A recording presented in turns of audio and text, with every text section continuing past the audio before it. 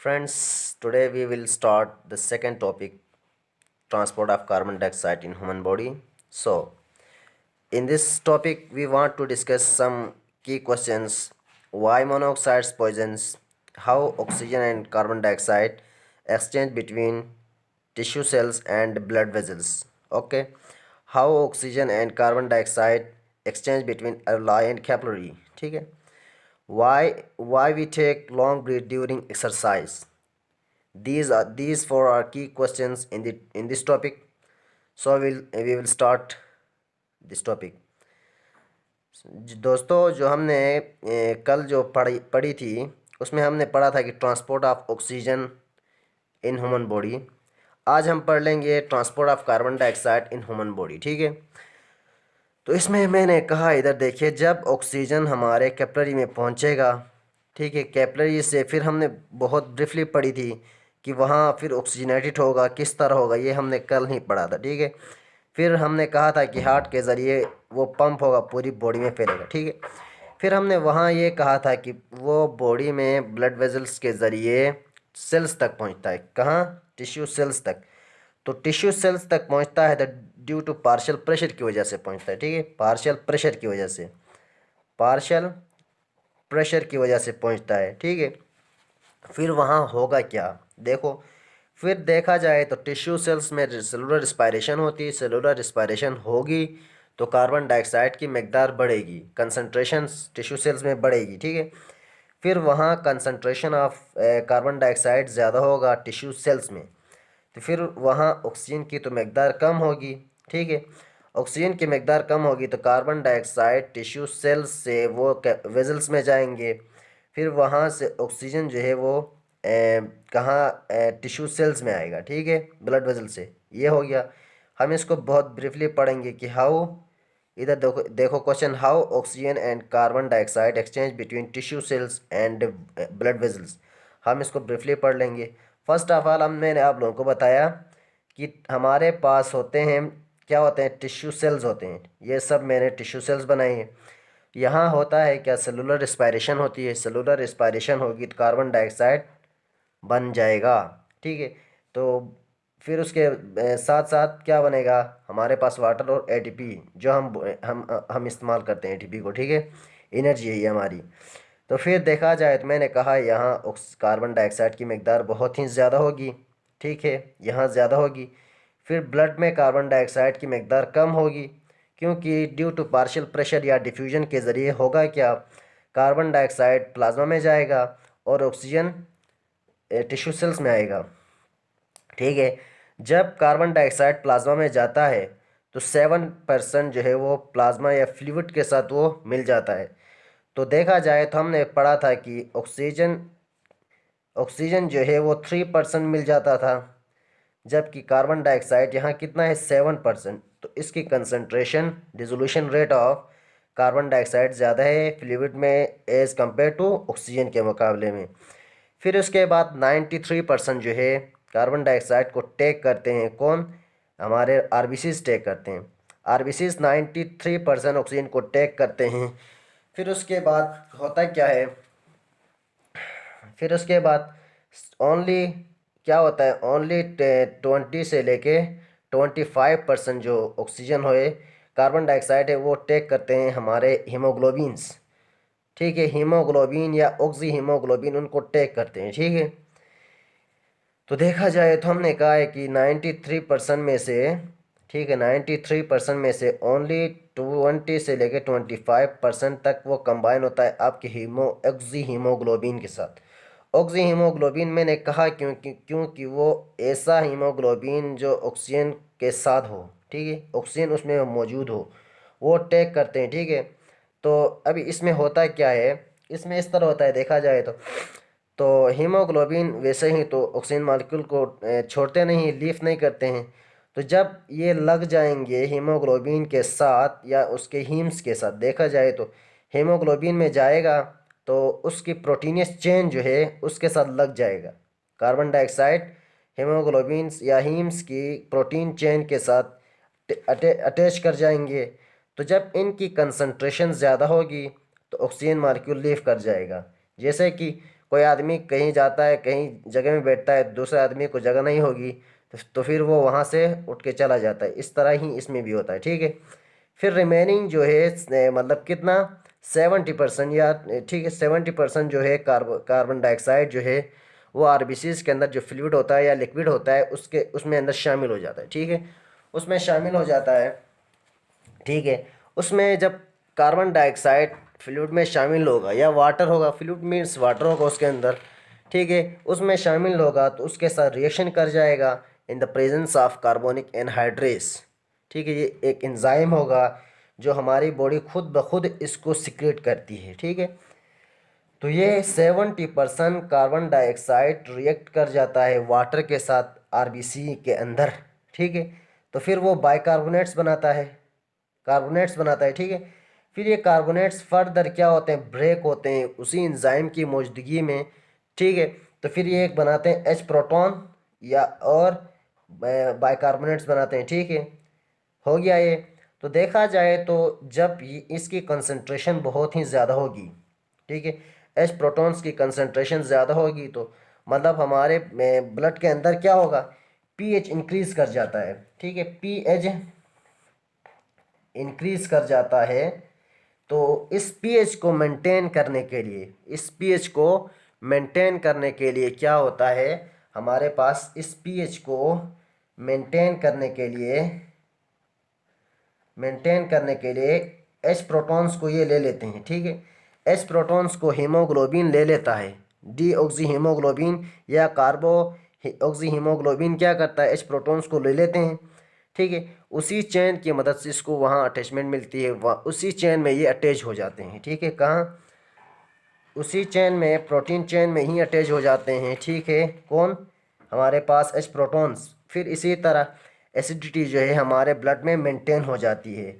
तो इसका मतलब है ब्लड ब्लड इसका मतलब है ब्लड एक्ट एज किस तरह काम करता है, बफर सोल्यूशन। हमने फर्स्ट ईयर में पढ़ी थी कि मतलब वहाँ ब्लड जो है एज बफर सोल्यूशन काम करता है, लेकिन हमने ये नहीं कहा था कि वो किस तरह काम करता है, किस तरह वो एक्शन करता है, लेकिन यहाँ हमने उसको ब्रीफली पढ़ा, ठीक है, किस तरह वो एक्ट एज बफर सोल्यूशन काम करता है। तो ठीक है, मैंने कहा क्या, देखिए मैंने ये कहा कि जब एच प्रोटॉन बढ़ेंगे तो हमारे ब्लड के अंदर पीएच इंक्रीज़ हो जाएगी। इसी पीएच को मेंटेन करने के लिए हमारे ब्लड के अंदर हीम्स है, जो हैं हीम्स हैं, हेमोग्लोबिन्स के जो हीम्स हैं उसको क्या करते हैं, अटैच करते हैं, उनको कैप्चर करते हैं, कैप्चर करके प्रोटीन चेन के साथ अटैचमेंट करवाते हैं। तो फिर इसी तरह ब्लड में पीएच मेंटेन हो जाती है। तो इस तरह हम कहते थे कि blood act as a buffer solution, ठीक है, blood act as buffer solution. तो इसमें बफर सोल्यूशन किस तरह काम करता है, तो ये मैंने बताया इस तरह काम करता है, ठीक है। फिर इस तरह देखा जाए तो नेगेटिव आयन की कंसंट्रेशन भी तो हमारे ब्लड में ज़्यादा है ना, आरबीसीज में अंदर बहुत ज़्यादा है भी। तो इसकी भी मेंटेनेंस हमें चाहिए, इसकी भी मेंटेनेंस हमें चाहिए। तो इसमें होता क्या है, देखिए इसमें होता यूँ है, इसमें होता है क्या, देखिए हमारे पास HCO3-1 ये जो है ये हमारे पास अभी आरबीसीज के अंदर है, आरबीसी सीज के अंदर है। ये क्या होता है, अभी देखिए ये अभी आता है आरबीसी से लीव कर जाता है, ठीक है, लीव कर जाता है, ब्लड में जाता है, ब्लड के प्लाज्मा में जाता है, ब्लड के प्लाज्मा में जाएगा, ठीक है। प्लाज्मा में जाएगा तो फिर यहाँ ये प्लाज्मा में जाएगा तो हमारे पास क्लोराइड आयंस होते हैं, ब्लड प्लाज्मा में अंदर क्लोराइड आयंस होते हैं, क्लोराइड आयंस होते हैं, वो हमारे आरबीसीज के अंदर जाएंगे। क्योंकि ये बाहर निकलेंगे तो अंदर भी नेगेटिव कंसंट्रेशन कुछ न कुछ तो कम होगी ना, क्योंकि नेगेटिव कंसंट्रेशन अंदर और बाहर बराबर करने के लिए क्या होता है, क्लोराइड आयन अंदर शिफ्ट हो जाते हैं। कहाँ जाते हैं, हमारे आरबीसीज में जाते हैं।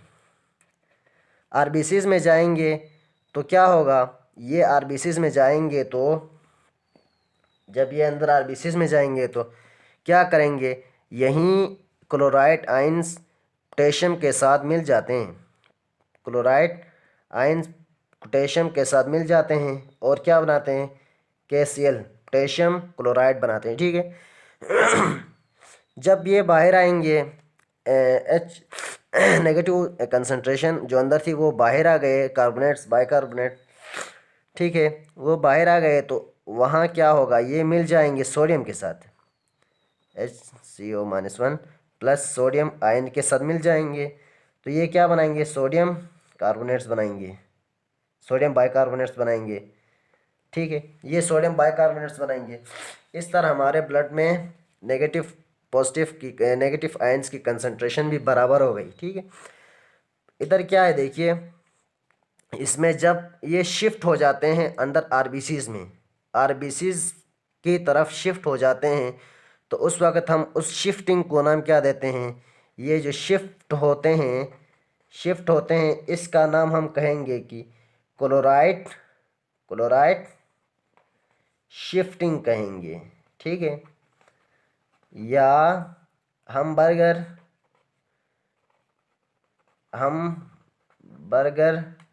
फिनोमिना कहेंगे, ठीक है, हम बर्गर फिनोमिना कहेंगे या क्लोराइड शिफ्टिंग कहेंगे, ठीक है। ये हो गया कंसंट्रेशन को बराबर करने के लिए, ठीक है, मैंने ये भी कहा। फिर इसके बाद मैंने कहा कि मतलब HC मतलब नेगेटिव की कंसंट्रेशन भी बराबर हो गई, ठीक है।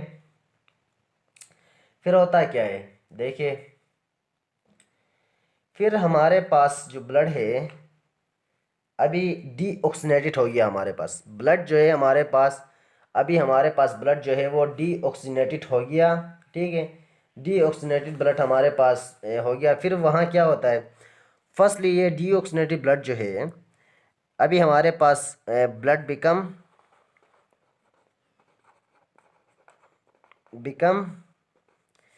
डीऑक्सीनेटेड, ठीक है, डीऑक्सीनेटेड, ठीक है। हमने कहा कि कार्बन डाइऑक्साइड जो है वो ब्लड में शामिल हो गया, आरबीसीज में शामिल हो गया। तो फिर हमारे पास सेलों ने ऑक्सीजन को कैरी किया, ठीक है, तो फिर इसमें क्या होगा, ब्लड बिकम डीऑक्सीनेटेड ब्लड हो गया हमारे पास। फिर यही ब्लड जाता कहाँ है आपको पता है, फिर यही ब्लड फर्स्ट ऑफ ऑल हमारे हार्ट में जाता है थ्रू वेना केवास के ज़रिए, ठीक है, इधर लिख लेते हैं थ्रू वेना केवास के ज़रिए। दो वेना केवा, एक इंफीरियर वेना केवा, एक सुपीरियर वेना केवा है, ठीक है, उनके ज़रिए हमारा ब्लड जो है वो हार्ट तक पहुंचेगा। हार्ट फिर पंप करेगा, तो ये हार्ट ब्लड को पंप करेगा तो हमारे वो लंग्स में पहुंचेगा, ठीक है, डीऑक्सीनेटेड ब्लड लंग्स में पहुंचेगा। फिर वहाँ किस तरह लंग्स में आपको पता है, क्योंकि लंग्स में हमारे पास बहुत सारे अल्वलॉयज़ हैं, ठीक है। यहाँ मेरा क्वेश्चन क्या था देखिए, यहाँ मेरा क्वेश्चन था कि ये तो मैंने एक्सप्लेन कर लिया ना, ये तो मैंने एक्सप्लेन कर लिया कि how oxygen and carbon dioxide exchange between tissue cells and blood vessels, इसको मैंने ब्रीफली एक्सप्लेन किया। अभी यहाँ जो क्वेश्चन आएगा ये आएगा, how oxygen and carbon dioxide exchange between alveoli and capillary, ये क्वेश्चन यहाँ आएगा मेरे पास, ठीक है, यहाँ वो क्वेश्चन आएगा। ये क्वेश्चन मैं इधर से ही एक्सप्लेन कर जाता हूँ, ठीक है। देखिए, तो देखा जाए तो अभी हमारे पास ब्लड डीऑक्सीनेटेड हो गया, फिर वहीं ब्लड हमारे पास लंग्स में पहुंचा थ्रू किसके ज़रिए, हार्ट के ज़रिए, हार्ट ने पंप किया, तो फिर वहाँ लंग्स में पहुंचा। लंग्स में हमने पढ़ा कि अल्वलाई होते हैं, अल्वलाई के इर्द गिर्द बहुत सारी कैपिलरीज होते हैं, नेटवर्क ऑफ कैपिलरीज मौजूद होता है। तो फिर वहाँ कार्बन डाइऑक्साइड पास करेगा थ्रू मेम्ब्रेन्स के ज़रिए, मेम्ब्रेन से हमारे पास करेंगे क्या है, फर्स्ट ऑफ ऑल एंडोथेलियम को क्रॉस करेगा, फिर बेसमेंट मेम्ब्रेन ऑफ कैपिलरी, फिर बेसमेंट मेम्ब्रेन ऑफ अल्वलाई, फिर स्क्वेमस सेल्स मेम्ब्रेन को क्रॉस करके वो अल्वलाई में पहुँचेगा। होगा किस तरह, इसमें मतलब ब्लड जो है यहाँ किस तरह एल्वलाई में कार्बन डाइऑक्साइड जाता है और ऑक्सीजन किस तरह अंदर आता है, इसको मैं बता रहा हूँ। देखिए यहाँ होता क्या है ना, यहाँ भी ड्यू टू पार्शियल प्रेशर ही होता है। पार्शियल प्रेशर की वजह से ही यहाँ ऑक्सीजन कार्बन डाइऑक्साइड एल्वलाई में दाखिल होता है और ऑक्सीजन आपके हीमोग्लोबिन्स आरबीसीज में शामिल होता है। ठीक है, देखा जाए तो क्या होता है, ऑक्सीजन की मकदार हमारे पास कहाँ, हमारे पास एल्वलाई में पार्शियल प्रेशर कितना होता है 40, एक 140। ठीक है, 140 हमारे पास पार्शियल प्रेशर होता है। कहाँ और किस में? हमारे पास एल्वलाई में पार्शियल प्रेशर ऑफ ऑक्सीजन बहुत ही ज़्यादा होता है 140। ठीक है, जबकि हमारे पास ब्लड वेजल्स में, कैपिलरीज में कार्बन डाइऑक्साइड की मकदार हमारे पास कम होती है, पार्शियल प्रेशर इसका कम होता है 40, ओनली 40। देखा जाए तो यहाँ तो 40 है, लेकिन यहाँ इसमें कंसंट्रेशन तो ज़ीरो होगी। एल्वलाई में किसकी कंसंट्रेशन, कार्बन की कंसंट्रेशन ज़ीरो है। फिर यहाँ जो है एल्वलाई में ऑक्सीजन की कंसंट्रेशन बहुत ज़्यादा है, 4140 है। तो जबकि ब्लड वेसल में ज़ीरो होगी तो होगी तो कुछ ना कुछ होगी, लेकिन कम होगी।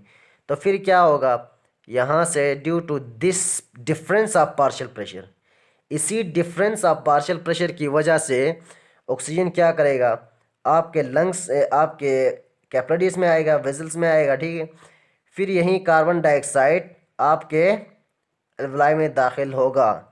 फिर उसके बाद हम क्या करेंगे, एक्सहेल के ज़रिए उसको बाहर भेज देंगे। ठीक है, कार्बन डाइऑक्साइड को हम बाहर भेज देंगे। क्लियर? ठीक है। सो मैंने कहा कि ऑक्सीजन जो है वो इंटर हो गया आपके कहाँ, ऑक्सीजन इंटर हो गया ब्लड वेसल में इंटर हो गया। ठीक है, यहाँ ऑक्सीजन यहाँ इंटर हो गया और कार्बन डाइऑक्साइड एल्वलाई में पहुँच गया। मैंने कहा क्या, so oxygen from alveoli enter in blood vessel and carbon dioxide from blood vessel to alveoli में पहुँचा। ठीक है, due to the partial pressure, इस पार्शियल प्रेशर की वजह से जब कार्बन डाइऑक्साइड लीव करेगा आरबीसी से, इस पार्शियल प्रेशर की वजह से, डिफरेंस ऑफ पार्शियल प्रेशर की वजह से जब ऑक्सीजन क्या कार्बन डाइऑक्साइड लीव करेगा आपके आरबीसी से, तो इसी लीव करने को हम क्या कहते हैं, लीव करने को हम कहते हैं हेल्डिंग इफेक्ट। मैं इधर पीछे लिखता हूँ, इधर ही लिखता हूँ, जगह तो है खैर। ठीक है, तो मैं क्या करता हूँ, releasing of carbon dioxide from RBCs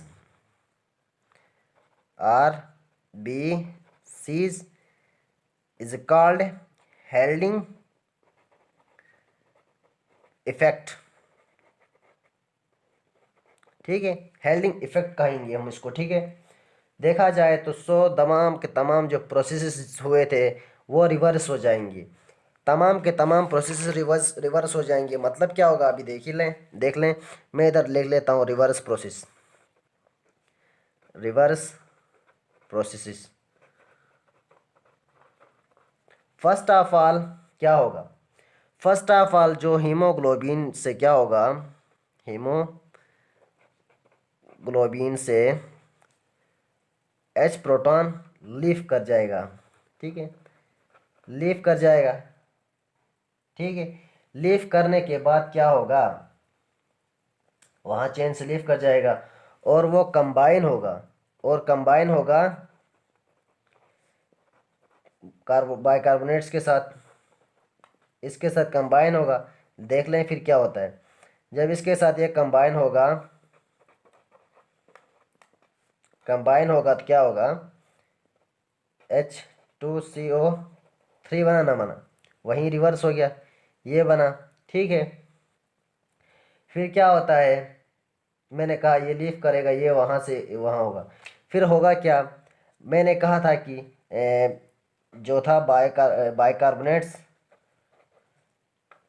मैंने कहा था कि लीव कर गए थे आरबीसीज से, वो फिर री इंटर होंगे हमारे पास आरबीसीज में, आरबीसीज के अंदर इंटर होंगे। ठीक है, फिर क्लोराइड्स जो हैं हमारे पास आरबीसी से लीव कर जाएंगे और प्लाज्मा में आएंगे। प्लाज्मा में आएंगे, ठीक है।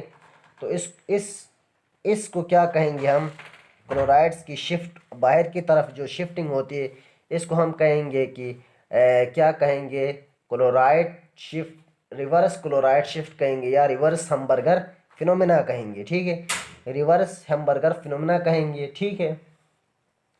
तो फिर इसमें क्या होगा, देखा जाए तो अभी फिर से हमारे पास ब्लड जो है एज अ बफर सोल्यूशन काम किया, ठीक है, यहाँ भी, ठीक है। फिर इस तरह हमारे पास रिवर्स क्लोराइड शिफ्टिंग हो गई, इसको हम कहेंगे reverse reverse chloride shifting, shift कहेंगे, या रिवर्स हमबर्गर